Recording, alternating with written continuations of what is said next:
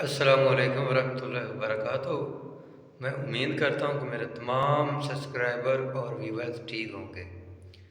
तो मैं आज आपको सुनाऊँगा कलाम बाबे बुल्ले शाह। अलिफ अग लगी विच सीने दे ते सीना तप के वांग तंदूर होया।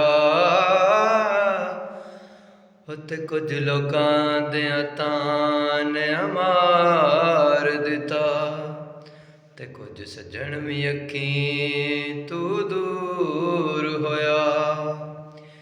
एक शीशा लिया सी यार वेखण लई, ओ भी डिग के जमीन ते चूर होया। बुल्ले शाह लोकी हस के यार मना लैंदे ते साडा रोना भी ना मंजूर